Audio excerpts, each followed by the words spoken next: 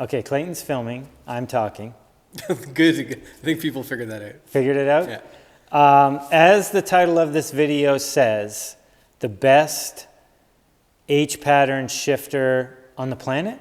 Yeah. Maybe even outside this planet. In outer space. Outer space, yeah. Clayton could be right there. Obviously, like anything, opinions are like... Assholes. Exactly. Everybody has one.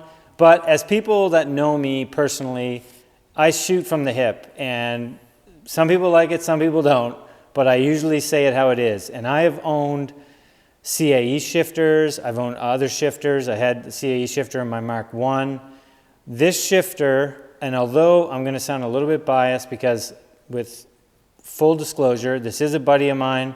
However, we've been through the very beginning of the development of this KDN shifter, and we want to kind of take you through some of the reasons why I think it's the best on the market, some of the accomplishments Dave and KDN have gotten, I guess, in the racing world, whether it's front-wheel drive, all-wheel drive, drag racing, or circuit cars, whatever. So we're going to show you the shifter a little more in depth, show you the shifters in a few different cars, and show you, again, some of the special features and why I think it's kind of the top tier when it comes to a motorsport style shifter, and show you some of the developments and things that are constantly happening with this shifter. I'm going to say shifter 1,000 times in this video. I'm going to put a counter in. Don't do it. Let's get to showing you what it's all about. What, the shifter? Yes. Okay, Clayton. Whoa, zooming in. Jeez, sorry. Don't zoom in. Go ahead. Let's get into the meat and potatoes of this thing. So, for those that don't know, like a true motorsport style shifter, the best way I can kind of explain it, in my opinion, is it's really a driver mod, as in it's the way the driver feels very connected to the vehicle. Like, obviously you have steering and brakes and all that, but the shifter and the way that the car feels shifting with a shifter like this, a style like this, whether it is a CAE or I think Cooler Works or whatever they're called, there's a few other options out there.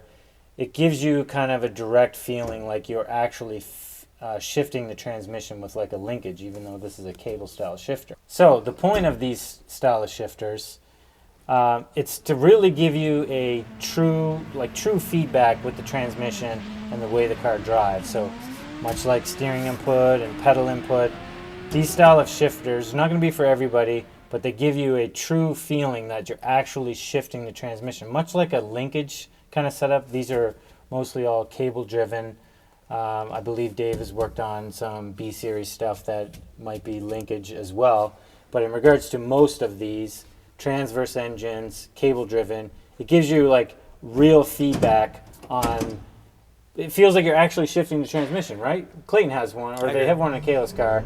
And I can tell you the original time, way back at Waterfest, APR had one of the race cars in their booth, and one of their Audis, and I sat in it and shifted one of these things, not KDN, but like the CAE or motorsport style shifter, maybe 20 years ago, over 20 years ago. And I can remember it feeling like the most amazing thing I'd ever felt. Like, and I always had short shifters and stuff on my car. And I was like, I need to have one of these. Yeah, and then I went home and researched the price of them and was like, I'm never buying one of those. Years later, after I had finished my Rabbit and all that, you know, once I had finished that thing, it felt like I had won $1 million because I had spent so much money building it for so long. I eventually had bought a CAE shifter and put it in that car. So that's the point of these shifters. They're not for everybody, but the reason this one kind of stands out above the rest has got to do with some of the features that are offered with it, which we're going to talk about next. One of the big things we want to talk about is the lockout. And just so you guys know, we've been helping development with this shifter since basically the get-go. This specific shifter itself was one of the very first ones out. Used to be silver. David sent it all. I sent it all back to Dave, and he took it all apart and refreshed it. And even the lockout itself we've helped develop this thing right from the beginning. So we're going to talk about the KDN shifters and the lockout. I'm just going to go through the gears quickly to show you the position of each gear. So this is one of the biggest money saving, wouldn't you say, Clayton? For money shifting, for mods sure. that you could do. So this is specific to drag racing, but one of the biggest things that guys suffer with drag racing is money shifting it, which means you're basically going 1-2-1 or 2-3-2 and sending the thing to 13,000 RPM.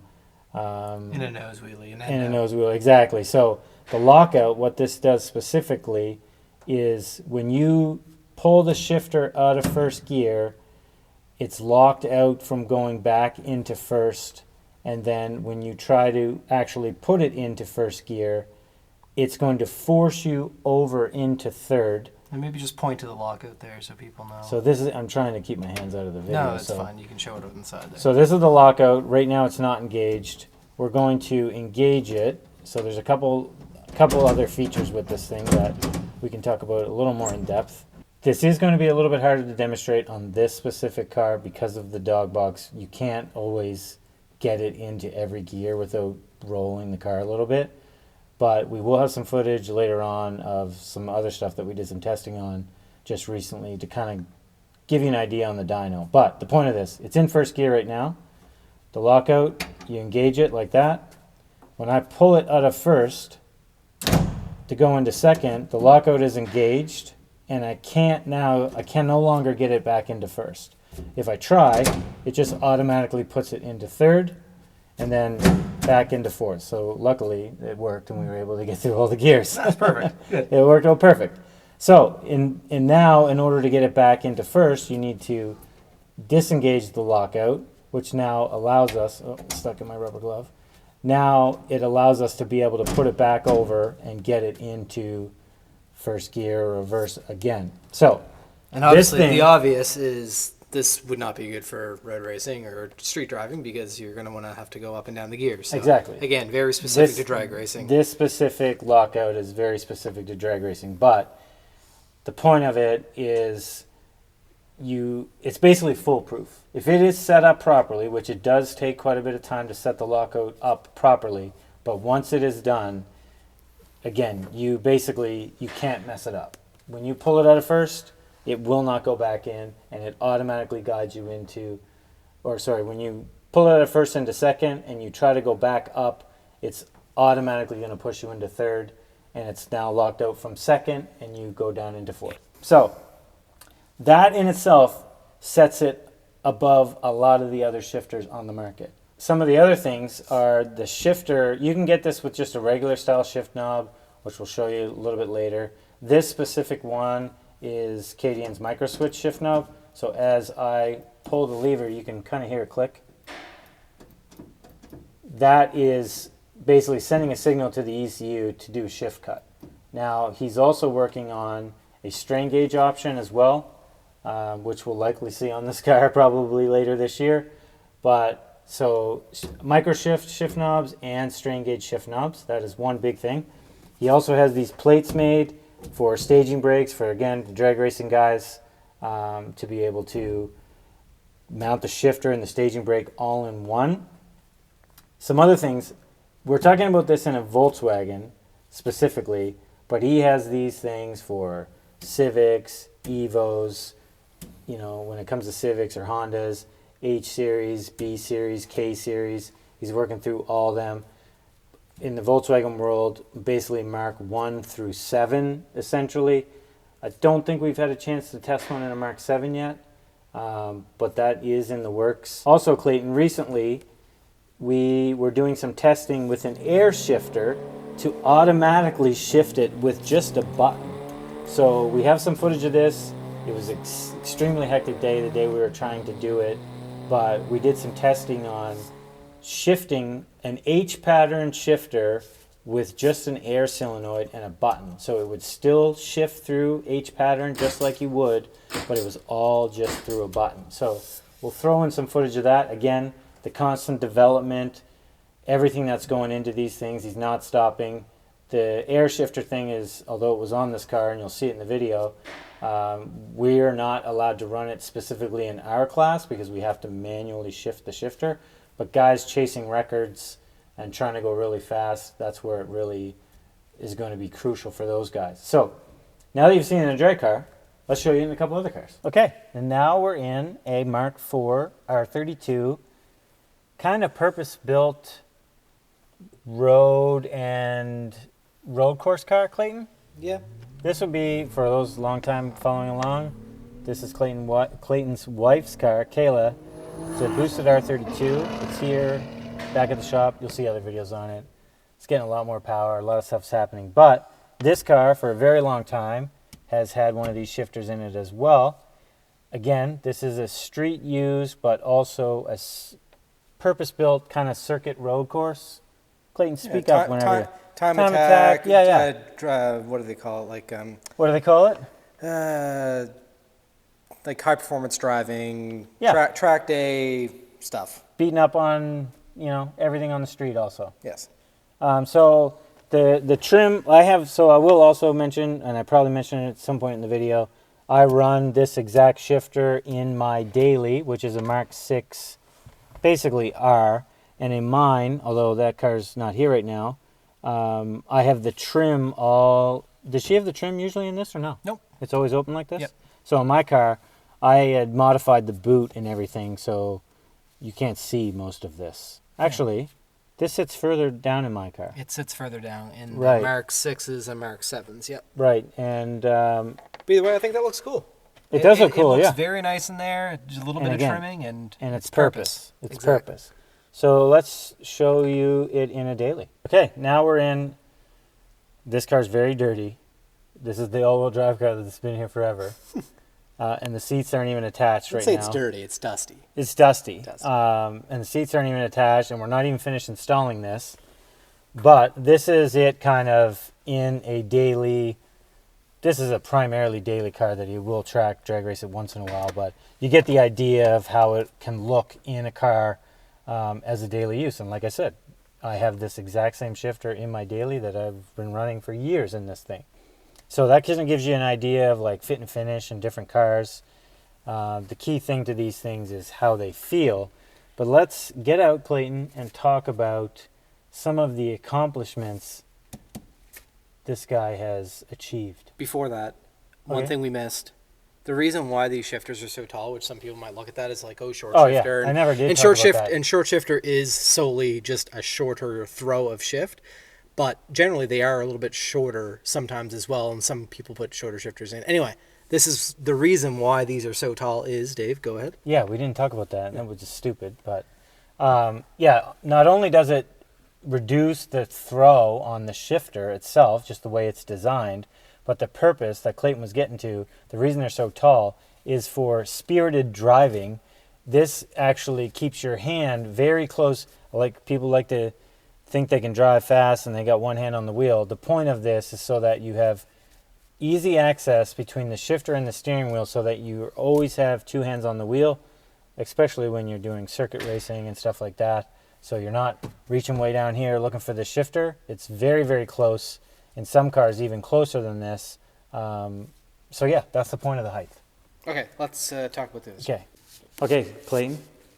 Look at that. It's getting worked on. It's getting worked on, yeah. Can't wait to tune it. I'm looking forward to it. I'm going to be nervous, but it's good. Let's get back to the shifter. So, some stuff that I wanted to talk about. Again, I kind of went through my long spiel of why I think it's one of the best, not even one of the best, the best shifter on the market, especially when it comes to guys racing their cars. But I wanted to talk about some of the accomplishments that this thing has achieved since its development and push into the racing world.